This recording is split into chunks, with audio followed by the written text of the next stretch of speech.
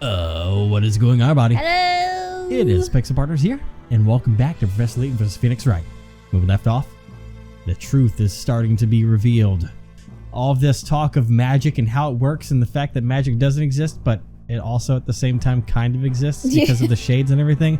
I'm going to be honest, I ain't feeling where the plot's gone, but we'll see if there's any more explanation for some of that going on in the future. But right now, our biggest thing also is the fact of who is the original storyteller, or who is I guess the culprit. The culprit, which would also kind of in a way be the Great Vivitch, because it was like the Great Vivitch told me to do this, but it's the storyteller. I need to push the right button to get it presented, because it's not Eve apparently. No, it's just the storyteller. We're talking about someone with the authority and power to replace the Great Vivitch. Someone who calls the shots. I can't think of anyone else that meets those criteria except for the storyteller himself. Preposterous! And that would mean... Exactly, Your Honor. It means that the storyteller gave this final task to Kira himself. He was, in short, responsible for his own assassination. What?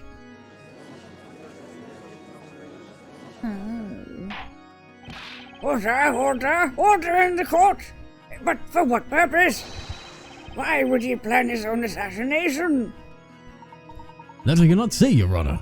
Only if I talk to him about something, however. The final chapter of the story does tell of his inevitable death. While he assigned this task to Kira himself, it is perfectly natural that he would do so. However, what is not natural is your behavior tonight, Miss Darklaw. What was unnatural about the High Inquisitor's behavior? You were once the head of all the Shades, and yet tonight you tried to interfere with the storyteller's plan. You rendered Miss Kira unconscious and locked her away in the belfry of the bell tower. That to me seems like the activity of someone aiming to put a stop to his plan altogether. Indeed. Lady Darklaw, what would be the reason for such behavior? I leave that to you, Mr. Wright. Okay. Based on what we've seen in this trial, the defense believes Miss Darklaw's reason for covering up her actions tonight can only be attributed to one thing. This plan was handed down by the storyteller himself. And Miss Darklaw was definitely aiming to put a wrench in it, but why? Tried to sabotage the plan, tried to betray the storyteller, she tried to protect the storyteller. Well, I mean, she's talked about the fact of... Well, okay, I'm gonna go with... Wait, what? Because apparently clicking it automatically does it now. But I picked the one to protect the storyteller because that's kind of what she said is like part of her job is, you know, I'm there to protect the storyteller. Why do you think clicking on it wouldn't select it? I don't know. Could it have been that she was trying to protect the storyteller? It's either that or trying to... Protect? To change the... sabotage the plan. Exactly. That explains why she locked up Miss Kira, the big, bad, scary witch, in the belfry. Objection. No. Please think a little harder, Mr. Wright. Miss Darklaw was carrying Miss Cantabella to the bell tower so that she could appear as the Great Vivitch Bezeller. Ah! Following that, the storyteller perished. I do not believe anything about her actions tonight indicated an intention to protect. Yeah. Well, that's true. It is my belief that this was an act of betrayal. Betrayal? Of course! I should have seen that one a mile away. One could say sabotage. The storyteller used the Great Vivitch Bezeller to take his own life. Instructions to carry out the plan were given to Miss Kira. However, Miss Darklaw planned to intervene and change the scenario at the very last minute. She planned to do so by changing the identity of the Great Vivitch from Miss Kira to Miss Cantabella. Thus bringing us to our current situation. Miss Cantabella on trial for the murder of her father at the hands of Bezeller. You, Miss Darklaw, seem to harbor a rather strong hatred for the storyteller, if I am not mistaken.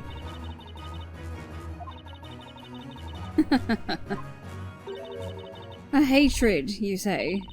Yes, I suppose you could call it that. Huh? That's right. Behold, my revenge. Did you say revenge? Miss Darklaw, will you please tell the court of your plan for revenge? That was such a blunt question. If you insist. Okay. Was expecting a revenge plot here. Oh, we're going the full thing here. The High Inquisitor, and also the Great Vivitch.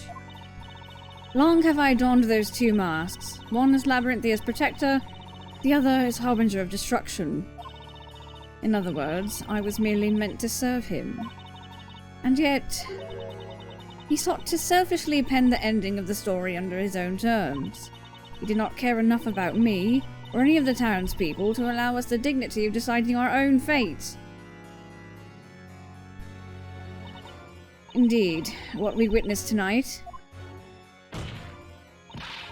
was the cowardly act of a man looking for an easy way to end that which he could not properly finish.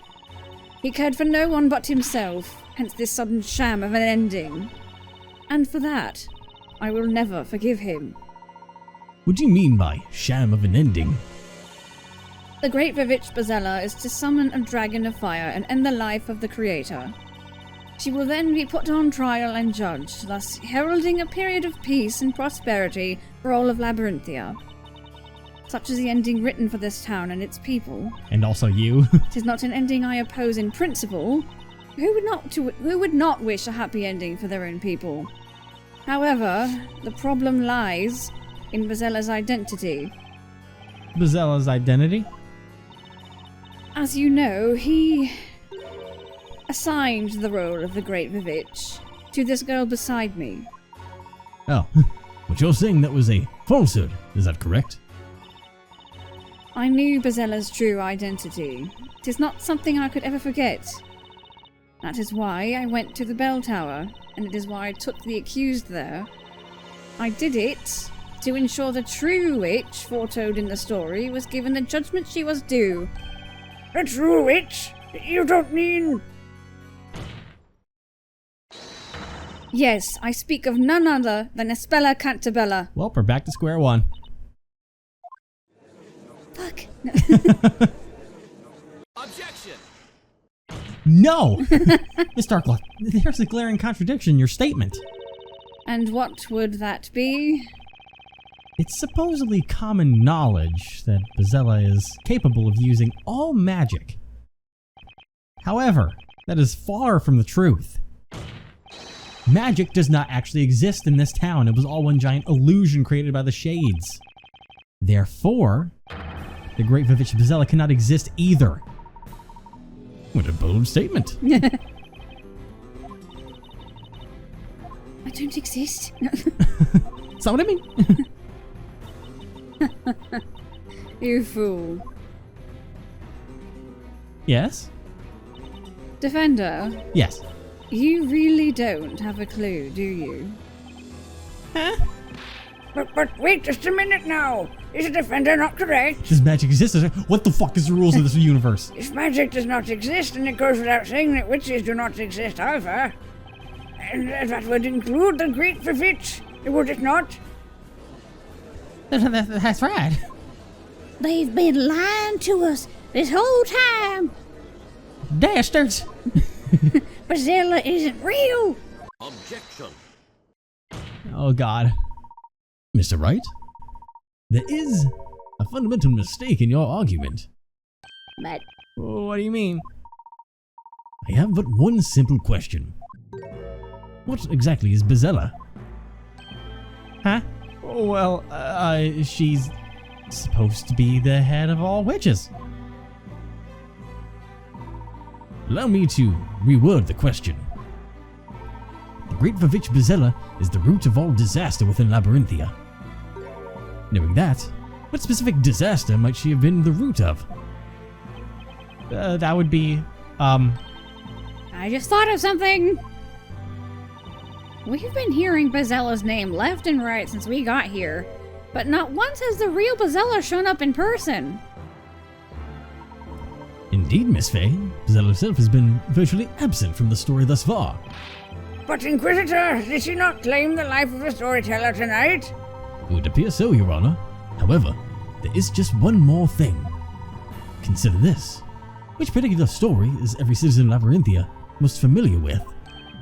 The fire. Well, that would have to be The legendary fire, right? Precisely. Surely you're not serious.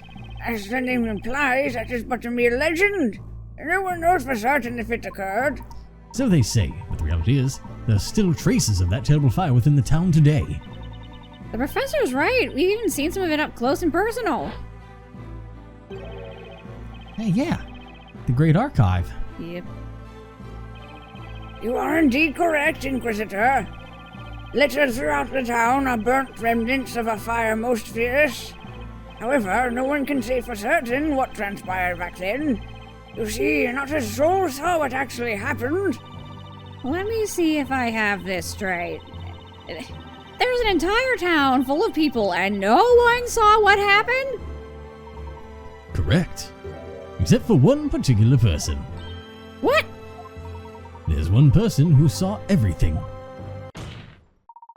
I'm speaking, of course, of the one responsible for the fire itself. The storyteller? The Great Vivitch Bezella. Oh. I mean, I was gonna say Espella because she literally has visions of the fire still. Yeah. Yes. I remember it. All of it. Espella, what are you saying? When I close my eyes, I can picture it so vividly. But if you close your eyes... No. The awful sight of the flames engulfing everything they touched. The scorching heat on my skin. The smell of burning cinder all around me. The large plumes of black smoke. The warm tears streaming down my face. I remember it all. What you are recalling now is the moment the Great Vivitch Bezella destroyed our town. Well, it appears my role here is finished. As for the rest, I leave it in your capable hands, Inquisitor. What? Okay, bye. Like a ghost. Huh? Darklaw, she just vanished into thin air. She's right. These memories are proof that I am Bezella. There's that weirdness again. Yeah. But Espella! Mr. Wright. Huh? Remember, if you will, what I said at the beginning of this trial. How is no one, like, visually freaking out about the fact that Darklaw just... That meme where you just... The peace sign and then just disappears. But I came here to prove that Espella Cantabella is, in reality, the Great Vivitch Bezella. Right. There's still one more thing I wish to present to the court. I would now like to call the final witness to the stand. The storyteller. the final witness? Please tell me the storyteller. I mean, it's the only person I can think. That's definitely the storyteller. Yeah. Ah, it would appear he has arrived. Isn't that just awkward? Yeah. The town's gonna be just confused. Ladies and gentlemen of the court, I give you this trial's final witness, the storyteller.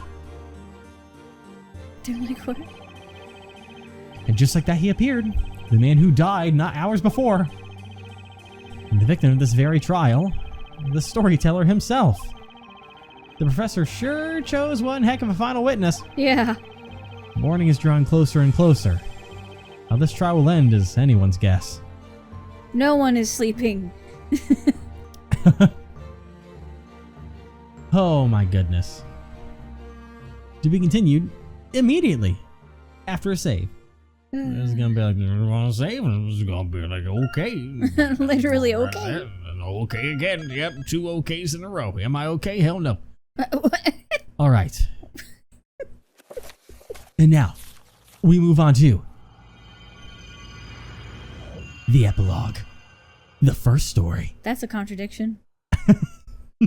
Hey now, let's give him a little bit of slack, I suppose. Bap. What the fuck? I don't quite know what to say. It took a while for that to go through. I am truly shocked to see the storyteller again, alive and well.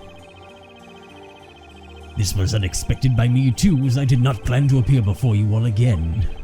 I was convinced that you would all see the last of me at the parade. But this is a trial for your murder! And you're alive! Yeah, see? No one was killed. Let's call the whole thing off and never have witch trials again. Oh, whoa, Maya. Take it easy. We're still in court, remember? But what's the point of this? The storyteller wasn't killed. Espella would never do anything to harm her dad. Objection. Well, if only it was as simple as that, to end this trial.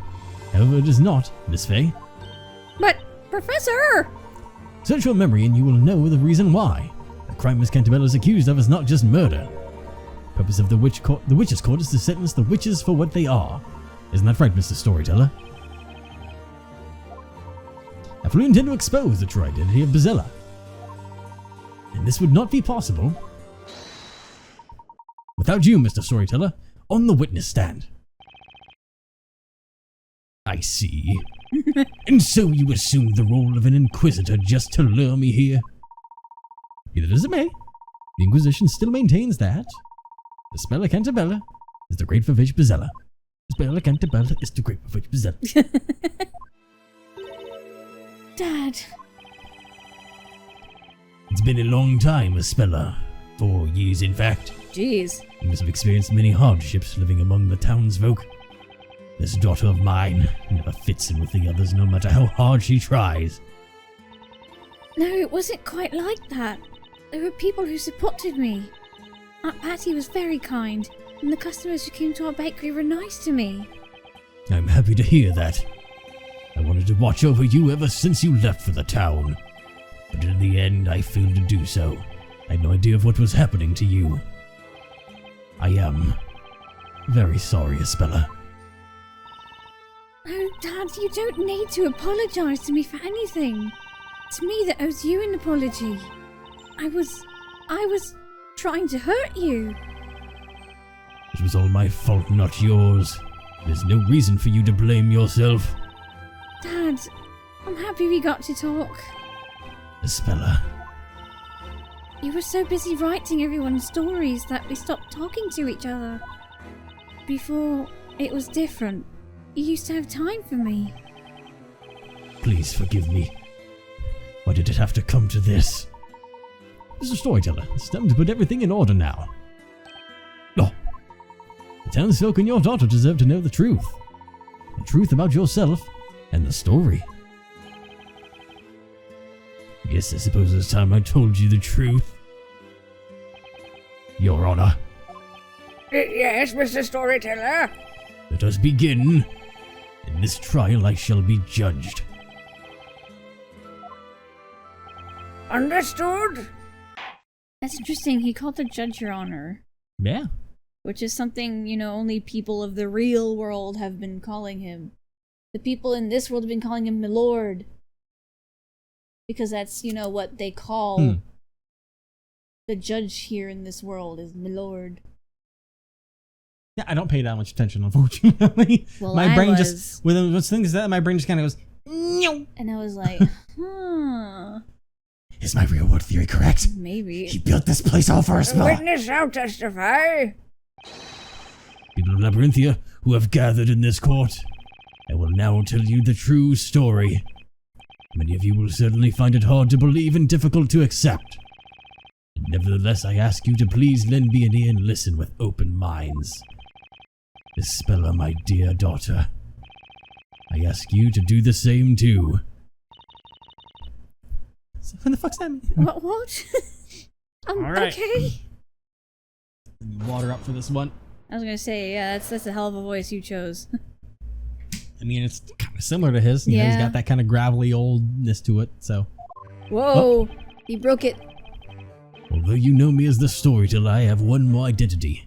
I am the president of Labralum Inc. Labralum. This whole town is one of Labralum's research facilities. It may be hard for you to comprehend. This land is rich in a very special substance which affects everyone who lives here. This substance enables the manipulation of people's minds. And that's what Labralum is researching. The experiment began 10 years ago. The townsfolk all became test subjects. Huh. I beg your pardon? I don't understand. What does it all mean? I don't quite understand what I've just heard. You're all fake. I do not blame you. Suppose all the townsfolk are just as confused. Labyrinthia is an artificial town created entirely by me. But of course, yeah. As artificial as it may be, it is the reality for those that live here. For the past 10 years, I have been bringing the illusion of life by writing the story. I am lost for words. It feels as if the whole world has been turned on its head. Your Honor, it is certainly not an easy matter to grasp in this new situation at once. Regardless, I suggest we hear more of what the witness has to say. Yes, I agree. Let's continue. The defense may begin the interrogation. Thank you, Your Honor. What the fuck did I just hear? All right. Huh. Well, let's, okay. President of Labyrinth. Okay. Well, even I don't know this. I'm from the outside world. This is too much. I don't even know where to start. Labyrinth Inc. It's the name I've heard before. It is a global pharmaceutical company with headquarters in England. Oh. If my memory serves me right, it was founded by Arthur Cantabella. Oh. Indeed, that is my true name. Are you familiar with that, Mr. Wright? Sure, yeah, I've heard of Labyrinth Inc., of course. Labyrinth Inc. is known for developing a completely harmless anesthetic about 20 years ago. It is now widely used in hospitals all around the world. The company was also working on various other plant-derived sedatives, revolutionizing medicine. I suppose I shouldn't be surprised by your vast knowledge, Mr. Layton. Objection. Just big brain.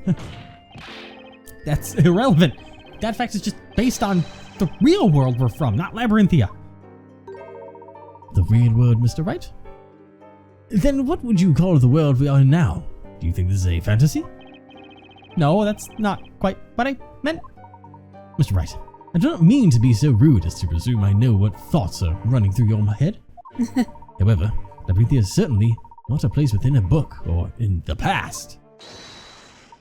Labyrinthia is part of the world we know. Huh? What? But how could a town like this exist in the real world? You think it's impossible? Why would that be? Are you saying that everyone would know about an unusual town like this, if it existed? It's something like that. Anyway, it would be on a map at least. No, I'm afraid that cannot be so. Huh? This town is not marked on any map. It doesn't officially exist. What do you mean? The answer is quite simple. On the next part of the testimony, while I drink more water, because my throat is absolutely going to hate me after this one. All right, this is an interesting turn. Okay, so the whole place is a research facility. Hold it. Okay, this whole town is a research facility. Yes, this whole area is a private property of Labyrinth Inc. So they own all this land then. That is why Labyrinthia is not marked on any map, and people from the outside cannot enter. You started to sound like Professor Layton for a second. Listen, it's a very close thing. I'm trying not to destroy my voice, but we've taken measures to ensure that this town is not noticed by local residents. What measures are you talking about? Consider the fact that magic is supposed to exist in this town. Perhaps special mechanisms were used to create magic to serve to conceal Labyrinthia. You just completely forgot the word also. There are limits to what magic the shades are capable of producing on their own, after all. That is the case indeed. The magic in this town has been made feasible owing to the latest technology. Well, you're having a time trying to... Technology? The tricks? I cannot believe this. Do you know what technology is? But there's one question. There's no industry in Labyrinthia. How do you obtain necessary commodities? Very observant, aren't you? All commodities are regularly shipped in by sea. A young man once made his way here on the freighter and took a spell out of the town. That was Carmina Accidenti, a friend of mine. Ah, I see. But is something on this scale really possible? As you might suspect, it would be beyond the power of Labyrinth Link to keep a facility this size a secret for so long. However, there's a project co-funded. Co-founded. Well, I was thinking co-founded, but then I saw Yeah. by the British government. What? It's a government project? But what would be their stake in this? The mystery substance? It's all because of my beliefs. What? His beliefs? Probably in whatever that substance is that he was talking about. By the way, Yes, Your Honor. what is a research facility? I've never heard of anything like that before.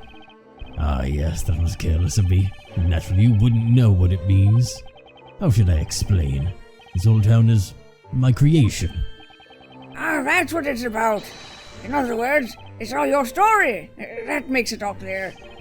Swing and a miss, Your Honor. Getting back to the topic.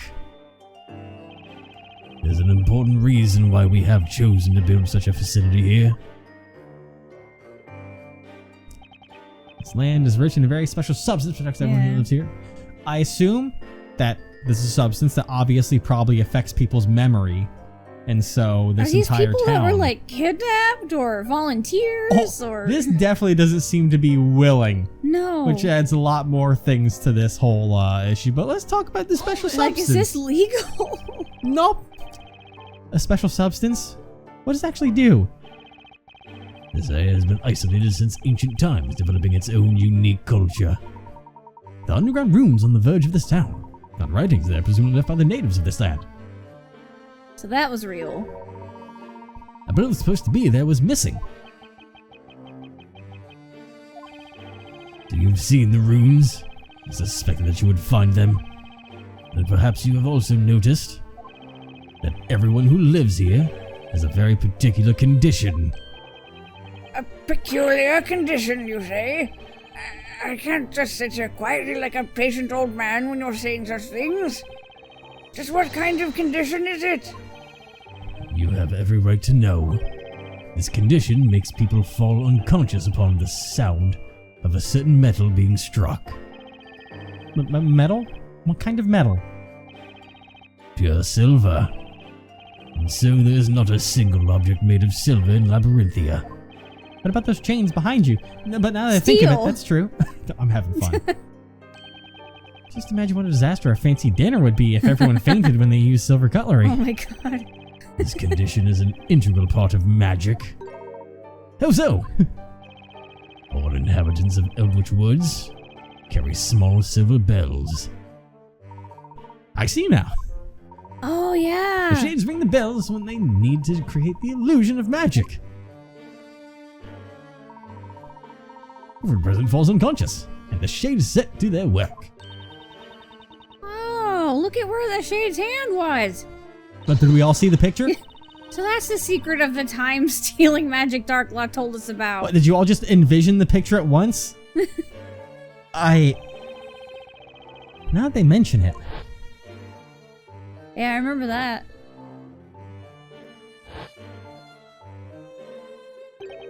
Kira had a small bell with her when we saw her back in the marketplace. Where's Luke in all this? I don't know what's happened. He's just been gone. Did he go try to researching this condition at Labyrinth Link? Maybe he's going. I don't know. Did he go with Constantine to try and break out Zach? What's happening? Maybe. And finally, we discovered its cause. It was the groundwater. What causes it? The groundwater contains a certain unique substance found in the soil in this area. So if you drink that water, you get this silver allergy thing? But of course we've been drinking it. It's impossible to live without water. Of course, that's why everyone who lives here has that condition. Oh dear. You needn't worry. This condition is harmless, especially as silver is unknown to the townsfolk. Something's still not quite right, though. If the sound of silver bells makes people pass out, why don't the shades pass out too? I don't let them drink the water. Although the effect of this substance in the groundwater is powerful, it doesn't last long. Ignition will vanish after a day or so without drinking that water. That's convenient. That substance's effects aren't limited to humans. It can also affect plants to a great extent. Huh? Plants are affected by it. Did plants pass out? Our research was focused on the plants rather than humans. You ring a bell and all of a sudden your little house plant goes, Charlie, no! Bro. Alright. What? We're gonna keep this going next time. How does it affect plants? I'm just gonna say this off the bat. I'm just gonna say this, just for the record. This ending for this game is one of the dumbest fucking things I've ever experienced in my life. Yeah. I mean, quite honest, one of the dumbest, most pointless, super convoluted, with no sense behind it endings of all time. You're telling me that because of something in the soil getting in the water, it makes people allergic to the ringing of a bell. Which makes them pass out. No, a silver bell. It's when the sound of silver it has to be through silver. specifically. A silver allergy. That's I fucking can't. But we're too far gone to give up now. And it affects plants too? I can't with this, dude. I'm disappointed.